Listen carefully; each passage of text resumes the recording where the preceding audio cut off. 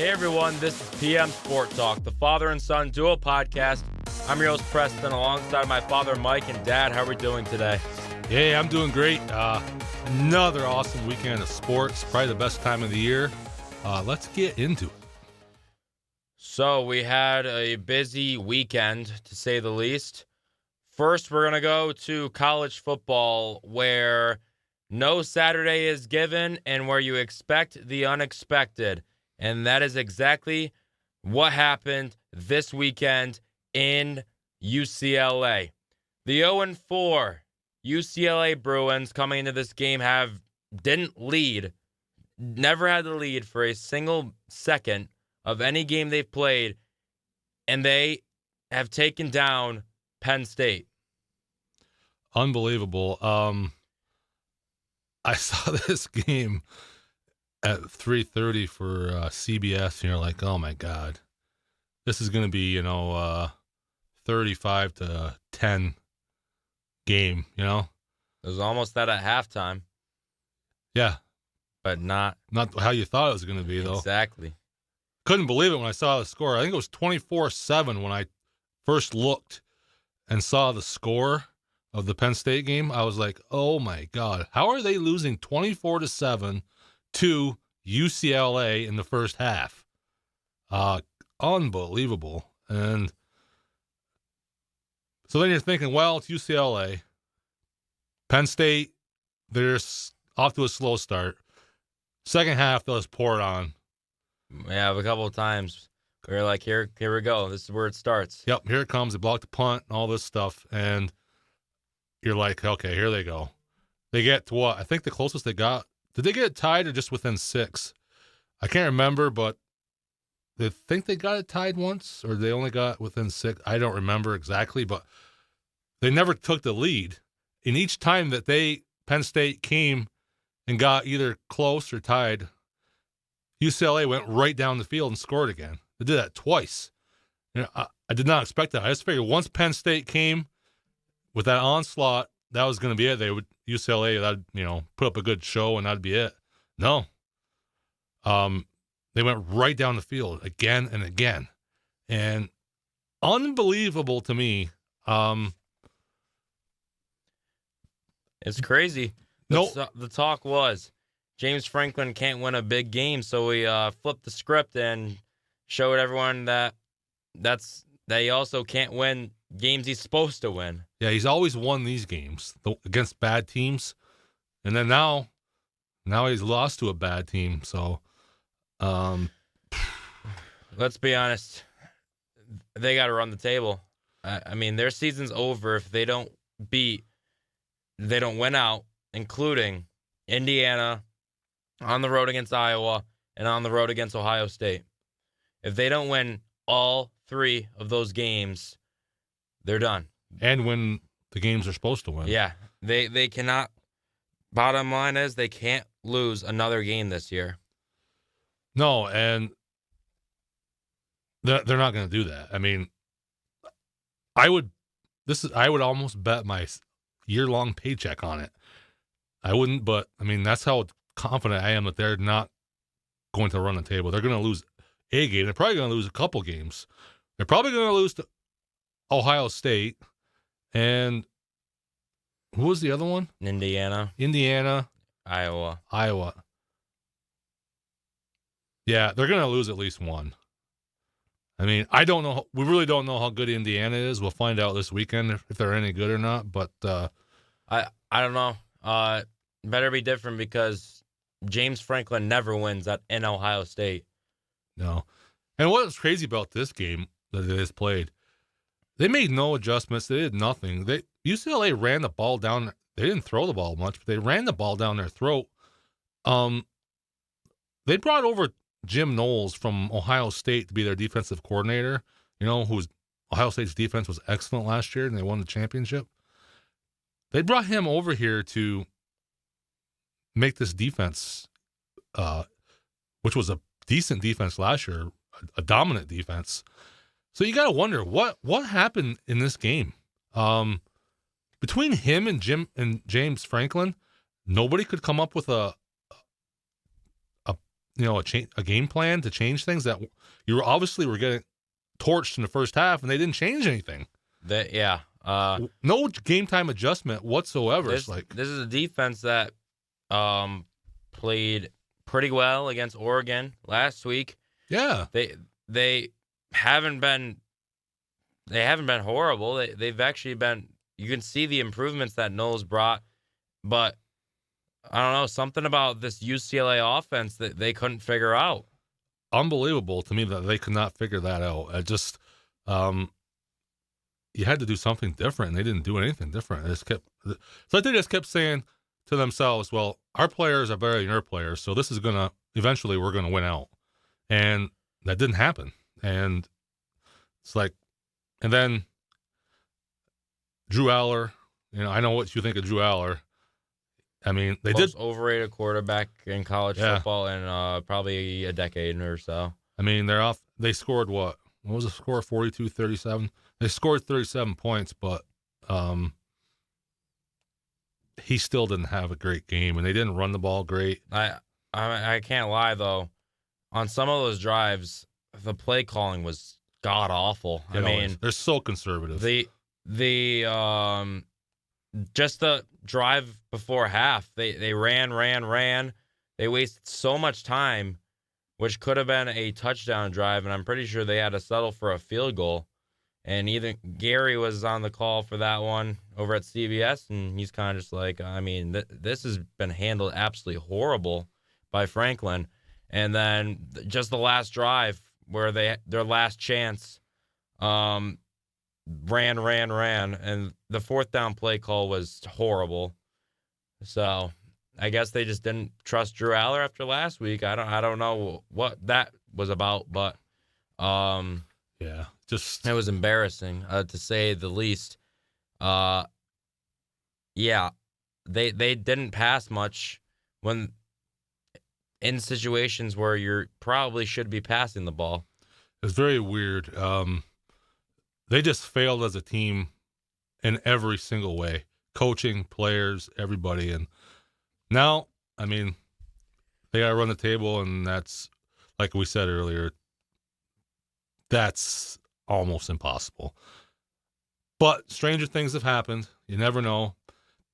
Watch it turn out, and this be the year if they do beat Ohio State. Who knows? You never know. That's what will happen? Huh. They'll lose to Indiana and be out of it, and then they'll beat Ohio State, and it won't matter.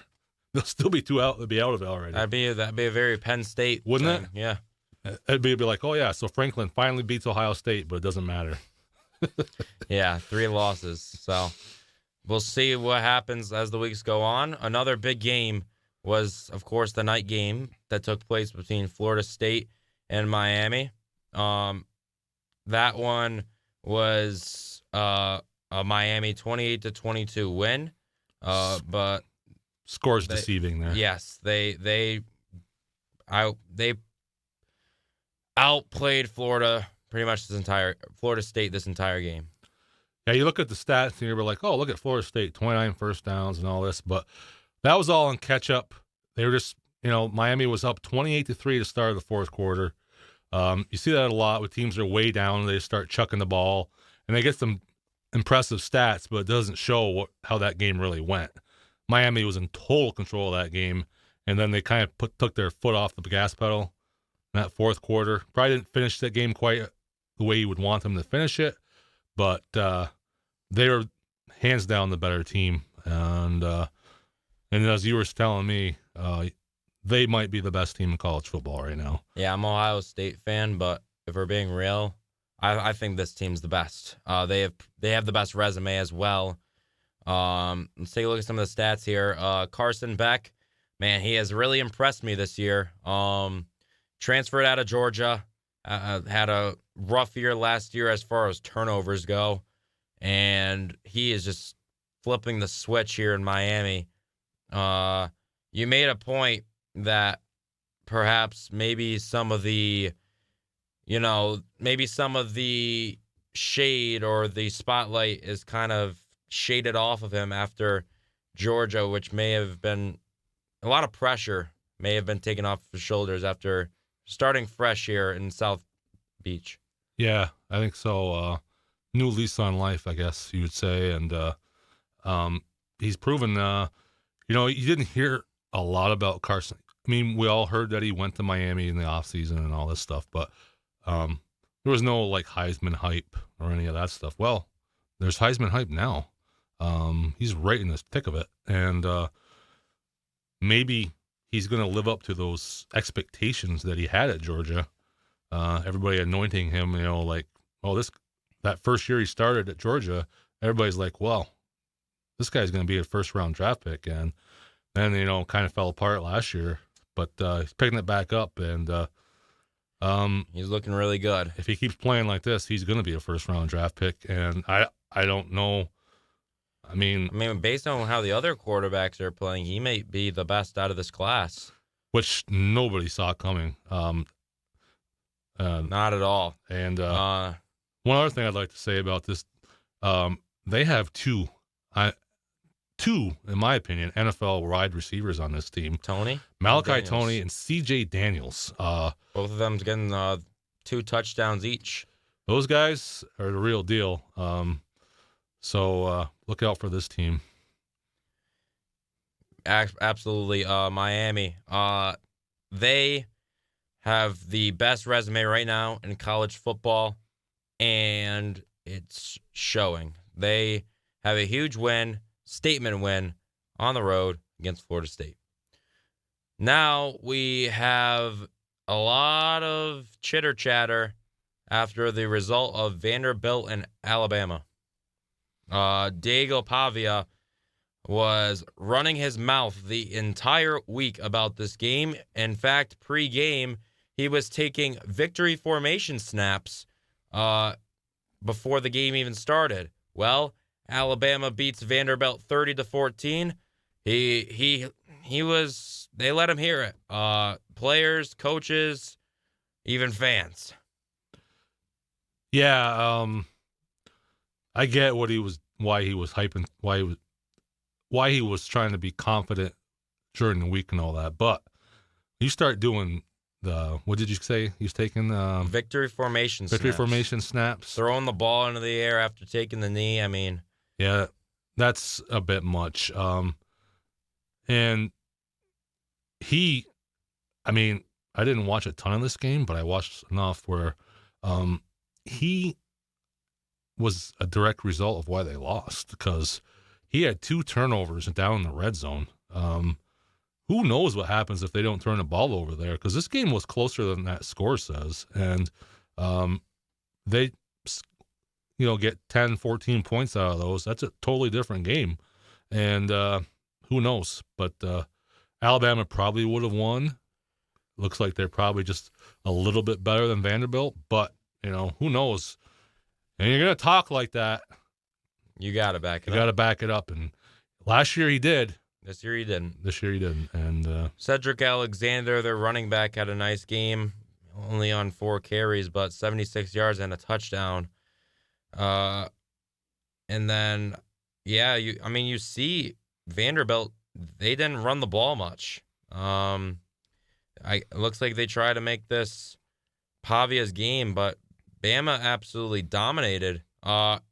Since week 1, Ty Simpson looks really good. Yeah, he does. Totally different. Even in player. week 1, he looked good. He's been playing really well. Kalen DeBoer really likes him. 340 passing yards. That is absolute. That almost doubles Vanderbilt's passing yards. Yeah, they had more rushing yards and dominated time of possession by 15 whole minutes. Yeah, that's this Alabama signature. They run the ball, pound you to death, and they had. We go to the stats real quick. They had the return of their running back Jamarion Miller, and he did not disappoint. He got the ball 22 times, 136 yards, and got into the end zone. Yeah, great game for him. Yeah, this Alabama team, maybe that game against Florida State, we said something last week that, maybe Alabama, we're going to find out they're better than what we thought. That was just one game hiccup. And so far that seems to be the case. But they have some tough games coming up. They still have LSU. There's another. They have 2 or 3 tough games coming. Tennessee. So we'll see what Alabama's made of. If they go through that gauntlet, then maybe it's the old Alabama. We'll see. But There's one more game that needs to be gone over. Texas, Arch Manning and Texas go into the swamp and they get stomped and eaten up. If you want to put it like that. Texas loses to Florida in the swamp, and Texas and Penn State after this week no longer ranked. I know that's unbelievable. Texas was, what were they? They were ranked 3? the number 1 team in the country to start this year. That's right. They were ranked ahead of Ohio State. Yeah, that's just crazy. And then they lose to Ohio State. Then they become the rightful number 1 after that. And right now, Arch Manning's got to play another year of college football. He doesn't look like an NFL quarterback. Not at all. Not even close. Their only wins are against They've beaten nobody's. San Jose State last week. Another nobody. You're right. They don't have a resume at all. So, I mean, this team definitely has no business being in the top 25. Yeah, and I said on last week's show, I said, hey, let's see. I want to see Texas against an SEC defense, and because Manning was looking decent against his last 2 opponents, but they were nobodies, and we see what happens when he played an SEC defense. I will say though, Texas, if you're gonna have frickin' Notre Dame at 16, I think you have to have Texas at 25 or 24. Why do they boost up that much? They beat Boise State.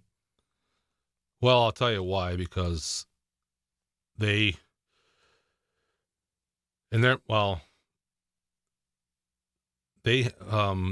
beaten a few better. Their teams they've beaten are better than they beat Arkansas, who's an SEC team. Yeah, Notre Dame, I will say, and their 2 losses were against really good teams. They have been good against these teams, and yeah, I mean both of the games actually against Miami, who's number 2 in the country, against Texas A&M, 5 in the country, and they lost by 1 score. I mean, Texas A&M practically beat them at the buzzer. So I guess it's not too bad, but I don't know if I'd have them as high as they are. But that's what I'm saying. They should probably be ranked after they won 3 in a row, but 16. Think about it. Florida State's 24 or 25 now. They dropped to 25, I think. After that, they lost to number 2. They lost to Miami. Notre Dame lost to Miami.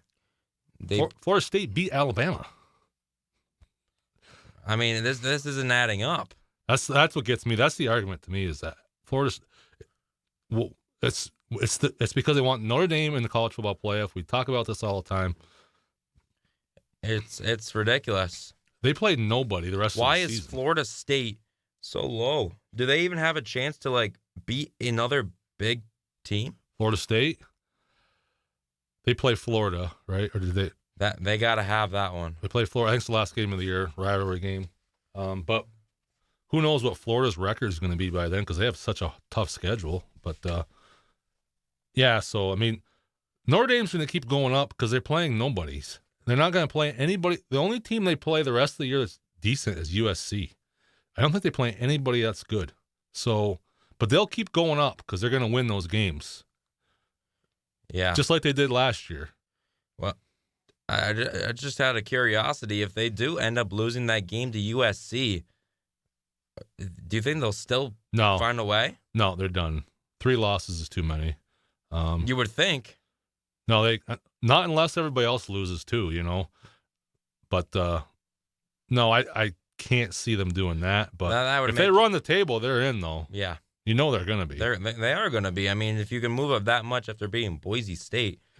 Yeah, so they moved up more after being Boise State than they did Arkansas. So I mean, I know they got a lot of results that went their way from other teams, but we'll see. it's interesting how this committee makes their decisions, but Yeah, I won't say anything more. yeah, they're the one team that really benefits from that stuff. So there's your college football from the week. Let's head over now to October baseball. We just got out of the wild card. So right now in your AL and NL division series, you have a Dodgers-Phillies matchup. You also have in the AL Blue Jays-Yankees. You have Tigers-Mariners, and you have Cubs-Brewers. Today, actually right now, as we're making this, the Dodgers and Phillies are in the middle of their game. They lead the series 1-0. And that was probably a game one. Well, I guess we'll start there. That was probably a game one the Phillies should have had, but the Dodgers, they have their best postseason hitter this year and last year has been Teoscar Hernandez. He has been more important to this team in the playoffs than guys like Mookie, than guys like Shohei. Not Freeman though. Not Freeman. Maybe this year. That is a guy that has been. I don't know if he's done anything this year, but last year he was. Let's be honest. Freddie Freeman is just in a league of his own in the postseason. He's always finding a way to. He's one of the more consistent hitters in the league. So yeah. I mean, this Dodgers team, it's all set up for them right now. If all they got to do is beat the Phillies. Yeah. And they should beat the winner of Brewers and Cubs. I could probably say the same for the Phillies, but I don't know. Rob Thompson has a history of losing series he should have won. Just look at a couple years ago, lost to the Diamondbacks in the NLCS. Last week we both picked Yankees in Philadelphia to get in to the World Series, and we'll talk about the Yankees in a minute, I'm sure. But I think I picked Phillies because I didn't want to pick the Dodgers, and just the way the Dodgers were playing this year. But I kind of forgot just how good they are. That lineup is way better than Philadelphia's, and look at that pitching staff. They got Cy Young. They got. They're just Shohei, Snell, Yamamoto. The Phillies pitching would be just as good, but they're missing Zach Wheeler. I think we're starting to see how important that is now. Part of me is wondering if, sometimes we have really good teams that just kind of go through the motions in the regular season. They're so good, and they don't have that, they have a good record, but they don't have that great record. And then they get to the playoffs, and the Yankees, the Jeter-led Yankees, when they won all those World Series, was kind of like that. Then they get to the postseason, and it's just flip a switch, and I think that's the Dodgers. I know it's only been one game, but against Philadelphia, but they just have so many weapons on that team, and now their closer is Rory Osaki, he plants the Reds, man. I mean, come on, they just have so many pitchers. They can just throw these guys that are elite starters and put them in the bullpen, and they'll be a closer for the playoffs. Phillies right now they have their starting pitching is pretty good. They got Christopher Sanchez, who started game one, Jesus Luzardo, Aaron Nola. Those are probably your three playoff pitchers you look at there. Yeah, but their lineup, their lineup, they got three guys. You got Trey Turner, Schwarber, Harper, and you don't know. Yeah. You know what you're going to get out of those three. The others, Bohm, Realmuto, Castellanos. Realmuto has been known for being good in the playoffs. Castellanos, Bohm, they are inconsistent. Edmundo Sosa is Edmundo Sosa. Brandon Marsh is Brandon Marsh, and I'd never heard of Otto Kemp. Me either. So, I don't know. If I was a betting man right now, it's Dodgers, definitely in the National League. American League, I still don't know. I don't know if I'd say. I'll say the winner of this series. I have going to the World Series. I mean, this could be your NLCS. The Phillies have to win this game. They have two games at home. You got to take at least one of them. Oh, they lose tonight, they're getting swept. They are. So this is a must-win tonight for them. Otherwise, in the other NL series, Game 1 was about as lopsided as it could get. The Brewers absolutely smoked the Cubs in Game 1, 9-3. This was a really bad showing from the Cubs. Matthew Boyd, their starting pitcher in this one. The Brewers just absolutely dominated them. yeah, we're all wondering how the Brewers are going to do in the playoffs because sometimes they have trouble, or they have had trouble in the playoffs after a good regular season. So I got to see tonight after tonight's game. I mean, if they win tonight, they're still not definite because they have a habit of blowing leads, like 2-0 leads and losing in 5 games. Yep. Lost to the Mets last year after being up. I will say if your best starting pitcher in these playoffs is Freddie Peralta, your bullpen's got to lock it down. Freddie Peralta is, I will say, he's inconsistent. When he's on, he's on. And then when he's off, he gets hit a lot. Another thing about him, even when he's on, he doesn't give you much innings. So your bullpen absolutely has to lock down this Cubs or just any team you play when he is on the mound. Yeah. And then the Cubs, I just don't know. I don't know if they have. I don't know if they have I don't know what I'm looking for. I mean, their pitching isn't great. Their hitters are. Yeah, they're not. Or whatever. Maybe. I got to be honest with you, I don't know that much about the Cubs. They just seem like their lineup is just okay, and yeah, I don't know if they have the pitching because to deal with the Brewers. I just don't. You got to be able. This Brewers team's going to take it to you, so you got to be able to stay there with them. And their manager, what's his name? Jeez, I can't remember his name, but he was the Brewers manager last year or 2 years ago. Now he's the what's his name?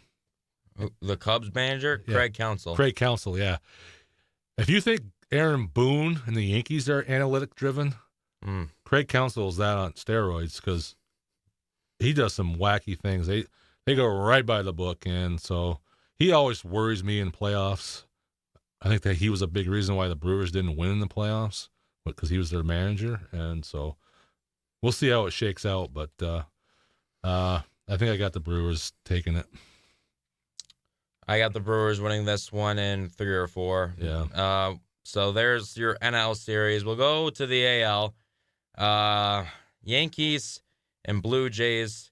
The Yankees look awful. The Blue Jays look amazing. All that momentum the Yankees had beating the Red Sox, it's like it just it's gone. It's like it just drained them or something. They had nothing. Got absolutely just demolished in these games. Game 1, Luis Heel, I won't say he was horrible, but he messed up really bad on 2 changeups. And when you mess up really bad against Vladimir Guerrero and Alejandro Kirk, you're probably not getting that ball back. And Boone made the right decision. Heel didn't have it, so he took him out a little early. Tim Hill locked it down. Camilo Duvall locked it down. Put in Luke Weaver in a close game, and then it all went downhill from there. Yeah, he cannot pitch again. No. I mean, you might not be able to after tomorrow. They got a Game 3 in the Bronx. Toronto's crowd has just showed up. I mean, it's crazy, the atmosphere there in Games 1 and 2. Yeah, unbelievable. Yankees need to have that. Their season's on the line tomorrow. They have Carlos Rodon on the mound. The Yankees have the pitching edge in the next 2 games. So they had the pitching edge yesterday. They still didn't win. They got demolished by that one pitcher. Well, you thought they did, but he puts lights out. 11 strikeouts. I mean, that was wow. That was amazing. So this game one was 10-1, just never close after Luke Weaver got put in. A nightmare 7th inning. Then when you go to game two, just as bad. It was 5-0 when you took Fried out. Put in Will Warren, Guerrero grand slam, game over. Yeah, just no game. That game was over right from the start, basically, and just sad to see that. Like Trey, that's what I was talking about. Trey Savage, he pitched 5.1 innings, strikeout 11. Yeah, he was unhittable. He had a no hitter and they took him out. Yeah, unbelievable. I'm not gonna say it's over yet because you get back to Yankee Stadium. If the Yankees win tomorrow, they might be able to force a game 5, but 3 in a row. That's what they need. So I won't say it's over yet, but it's definitely not looking good. No. Blue Jays likely to win the series, probably lopsided as they're in the 90s. Yankees are in the 10s or single digits. So, and our other series is the Tigers and Mariners. This was the last game on Saturday and Sunday, but both of the games have been pretty good. The first game went all the way to the 11th inning, where the Tigers took that one 3-2, and then in game 2, the Mariners win 3-2. Yeah, I would be shocked if this series doesn't go 5. And yeah. I'll tell you, the Mariners' best hitter is not Cal Raleigh this series. Julio Rodriguez. He has been amazing in both of the first 2 games. He got the game-winning hit actually yesterday. He's showing up for that Mariners squad. Yeah, he's finally. I mean, he had a good season too, but last year's kind of a down year for him. But he's back this year, and yeah, he seems to be doing well. They have a better lineup than I thought they did after watching these 2 games. So that game on Saturday night was awesome. I watched the end of it after the college football was over, and yeah, that was a great ending to that game. And Zach McKinstry, the crowd in Seattle was great, and and this game too. They end up facing Schoolball, and they end up winning. Yeah, Schoolball gave up two home runs, I think, two solo home runs. I mean, he only gave up 2 runs, so you would expect to win a game where he only gave up 2 runs, but they just didn't score for him. So anyway, but yeah, this one's going 5, I think. I don't know who's going to win it. I really don't. They're pretty evenly matched. I'm assuming Schoolball will pitch game 5, so you might have to give the edge to Detroit, but got to get there first. Got to get it there first. So there's your playoff baseball right now.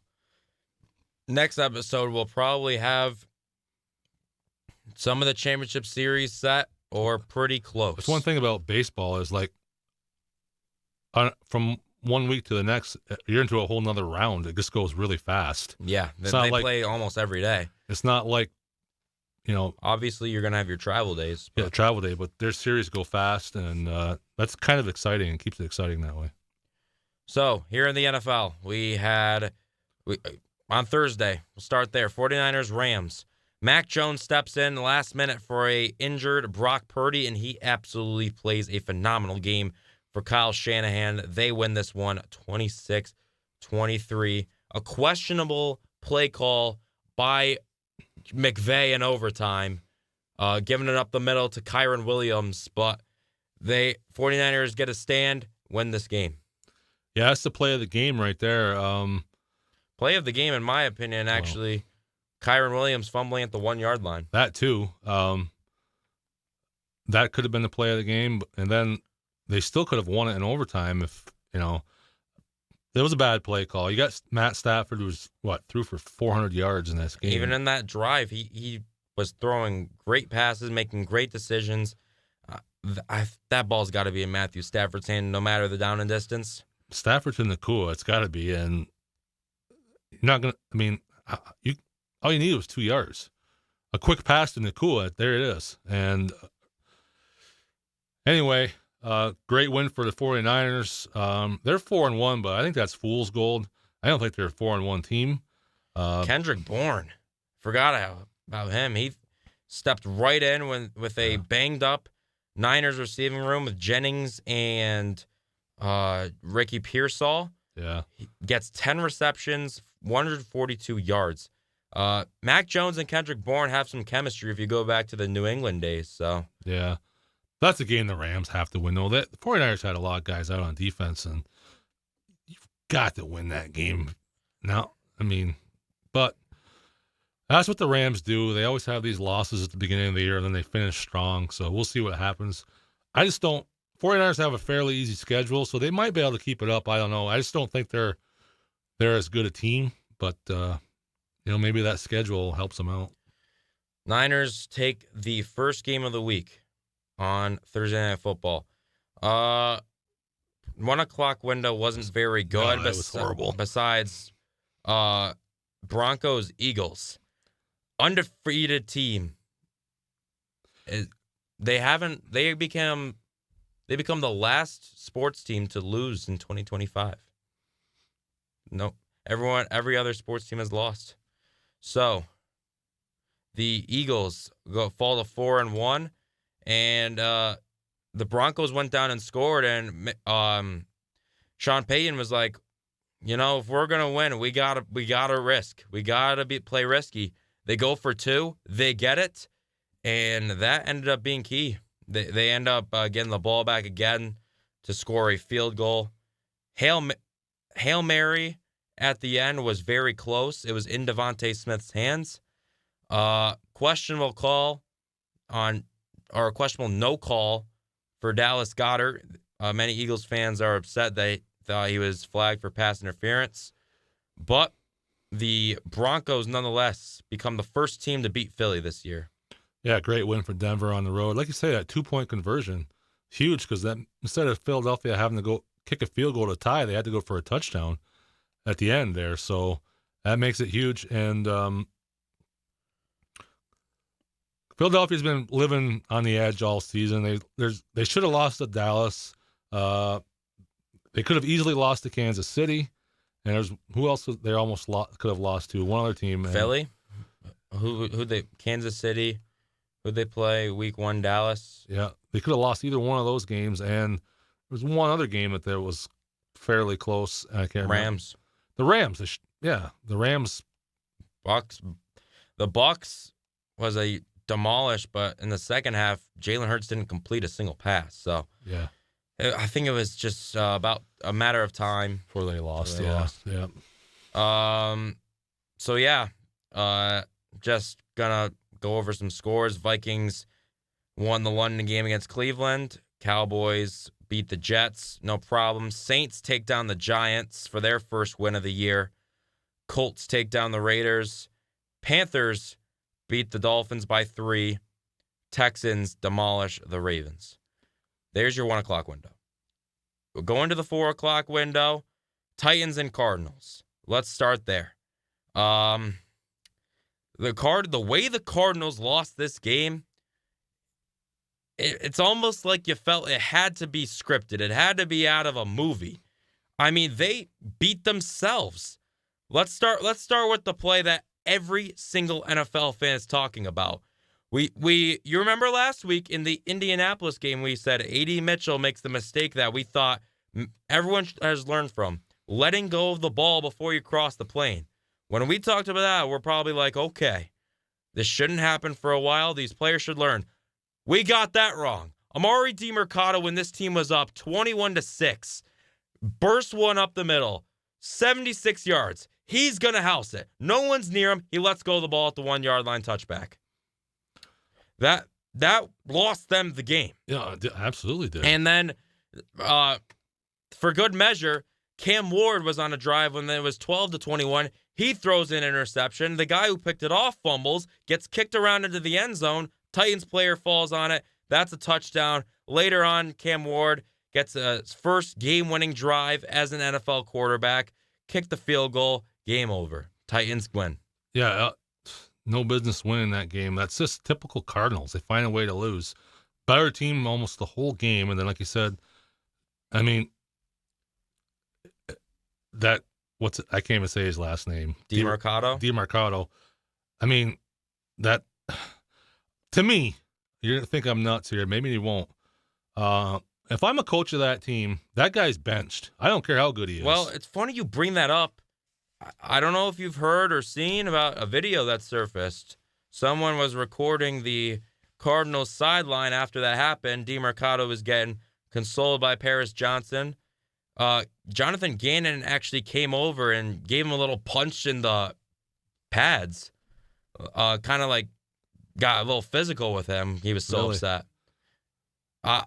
That's causing a lot of... Wow. I've seen people be like, well, tough luck. You're in the NFL. You can't be doing stupid crap like that. And other people are like, I don't care. At the end of the day, it's a game. You're not putting your hands on me. So I didn't see that, but I wouldn't do that. But I would be like, listen, you gotta send a message. You gotta be like, hey, we're not doing this stuff. You're next week. You're in street clothes watching. Then I'll let you know when you're gonna play again, because you have to send a message to the team. Like, we're not gonna put up with this garbage. It's really hard to like process that, because you with a guy like Amaro DeMarcado, no offense, you can easily do that with. I mean, I know they're having some trouble with their running back room, but they got guys. They got Michael Carter. He's been a running back one. But then last year, when guys like Jonathan Taylor do that, you're kind of just like, dude, you know better. I mean, like, this is getting a little ridiculous. It's gotten to the point where every NFL team, every NFL coach should be stamped into their protocol before the season. Let's go over. We're not doing dumb crap like letting go of the ball at the 1 yard line. How about you get in the end zone, then hand the ball to the ref, or then celebrate? Yeah, I mean, I don't understand what that's all about. It can't be that hard, no? It can't be. I mean, why are you letting go of the ball? And that just cross the plane and take the 6. It's just unbelievable. Are they just that unaware of where they are? Or does he think that he's well into the end zone when he did it? I mean, I don't know. You have to talk to him to understand why he did that, but that just blows my mind. But hey, typical Cardinals, find a way to lose a game you should have won. Well, let's go to Buccaneers and Seahawks. This was an absolute great game. Baker Mayfield and Sam Darnold. I mean, this gives you shades of Manning versus Brady. The quarterback duel, it really came down to who made the first mistake. Ended up being Sam Darnold. Throw a costly interception to Levante David. McLaughlin and the Buccaneers get a walk-off field goal and a statement win for Tampa Bay in Seattle. That's as simple as that. It was going to be who had the ball last was going to win this game, and you thought it was going to be Seattle until they threw the interception. And man, like you said, Sam Darnold played a great game, and then he just happened to throw it. It hits the helmet of the defensive player, and there it is. That's it. That's game. This was an incredible wide receiver duel between two Ohio State greats, Jackson Smith and Jigba. And Dad, how good has Emeka Egbuka been? He's been excellent rookie receiver. Right now, his odds have to be nowhere near the other rookies as far as offensive rookie of the year goes. Oh yeah, he's having a hell of a year, and they're doing all this without Mike Evans, and geez, when he comes back, who are you going to guard? And also, they didn't have their starting running back Bucky Irving this game. Yeah, so that's impressive going out to Seattle and winning that game. You had help from Darnold, but still, you scored 38 points. You did what you were asked. Yep. I mean, so great win. And finally, which wrapped up our Sunday, the New England Patriots storm into Buffalo. Perhaps maybe one of the last night games at Highmark Stadium. Drake Maye and Stephon Diggs come in and dominate the Bills. Defense. Yeah, they did. Great game. This was at first unwatchable in the first quarter. Turnover, fumble. Ramondre Stevenson started off with 2 fumbles and he ended up getting 2 touchdowns, which really helped the Patriots as far as the score goes. So, Mike Vrabel has been asked multiple times, what are you going to do with Ramondre Stevenson? What are you going to do? And he's like, we still trust in him. When it becomes a habit, something's got to give. They trusted him. He got 2 touchdowns, but the story of the game was Drake Maye and Stephon Diggs. Stephon Diggs, his first game in Buffalo since leaving the team, 10 receptions, 146 yards. Great game by him. He's not one of my favorite players. He's hard to root for at times, but he stepped it up big time. He kind of knew he would in this game. You could just tell that he wanted to beat them. He had a great game, and to me, the story of the game is Drake Maye. He was Josh Allen last night. Josh Allen was not Josh Allen last night. That one play he threw the ball where his knee was just off the ground and got that first down. You don't see many quarterbacks make that play. That was impressive. That was impressive. I didn't think he was going to be. I thought I wasn't big on him coming out of North Carolina as everybody else was, but he sure looks the part. Think about this team. They're 3-2. They should have beat Pittsburgh. They only lost because they kept fumbling the ball. They actually outplayed Pittsburgh, so they could easily be 4-1. So, and their schedule is, I was looking at absolute cakewalk. This team could easily be 7-2, 8-2. Hey, I'm just saying, a couple weeks ago, wasn't too long ago, we were looking at the Bills' schedule. You're like, oh, they're going to sweep their division. I'm over here saying I wouldn't overlook this Patriots team. They're better than I thought they'd be. This team is flipping the script this year. And Drake Maye, unbelievable. Superstar in the making. No doubt about it. I agree.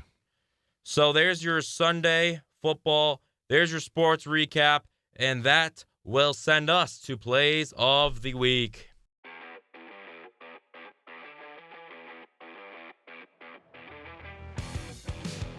Well, we did this for Jonathan Taylor last year.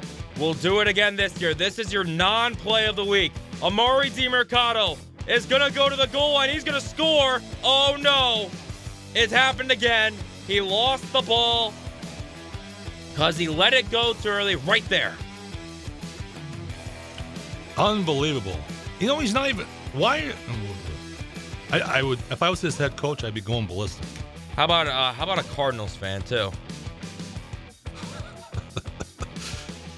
From that angle, it looks like Snead punched it out, but nope. Coming from Patriots and Bills. Tie game in Buffalo. It's a play fake. Maye in trouble. Gets it away. Stephon Diggs makes the grab. Drake Maye razzle-dazzle for the first down. Unbelievable play. You're used to seeing that from the other guy in that game, but that was Drake Maye's night. Look at that. Got it away before his knee hit the ground. I mean, was he even looking at Diggs? From Blue Jays and Yankees. Already a lopsided score. No room. Bases loaded. Will Warren in on the mound versus Vladimir Guerrero Jr. Deals. Guerrero cranks one to left. The dagger in the 4th inning. Grand Guerrero. That ball is still going. Unbelievable. Vlad Guerrero Jr. He had, in this series, he has his first playoff home run, which he hit in game 1, and his first playoff grand slam. Actually, Dad, the first grand slam in Toronto Blue Jays playoff history. Wow.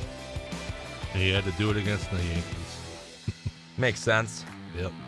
Coming from Vikings and Browns, Carson Wentz and the Vikings in London, overseas for the second week in a row, looking to get a huge win here. Wentz takes the snap. Wentz looks, throws, end zone, Addison, touchdown Vikings. And that does it. What a play by Carson Wentz.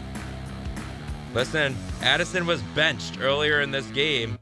Goes from sitting on the bench due to a coach's decision to the hero.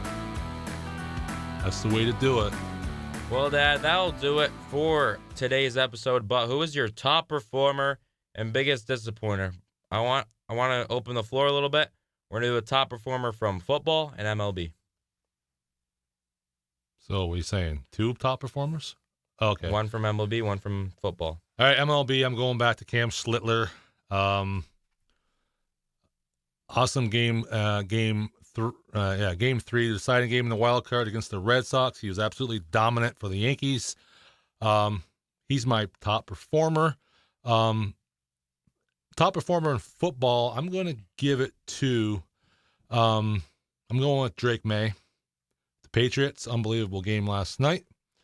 My worst performer, are we doing 2 of these 2 or just 1? Doesn't matter. My worst performer, I'm giving it to James Franklin of the Penn State Nittany Lions head coach. I think that's the disappointment of the week. Yeah, nothing more needs to be said. All right. For my top performers, we'll go from the MLB first. It's going to be Vlad Guerrero from the Toronto Blue Jays. He has showed up 5 for 6 before hitting that playoff grand slam against the Yankees in that series. He's been incredible, unbelievable. Yeah. Football-wise, there's a lot of options, but I'm going to have to go same game, Stephon Diggs. Came into Buffalo, made a promise. He was hyping the guys up, and he wanted to win that game, and they went in there and did just that. As far as my biggest disappointment goes, it's a tough one. But I'm gonna have to say Diego Pavia. Talked that big game against Alabama and just did not show up. Yeah, good one. So with that being said, that will end today's episode. Once again, I'm Preston. That's my father, Mike. And we'll see you guys next week.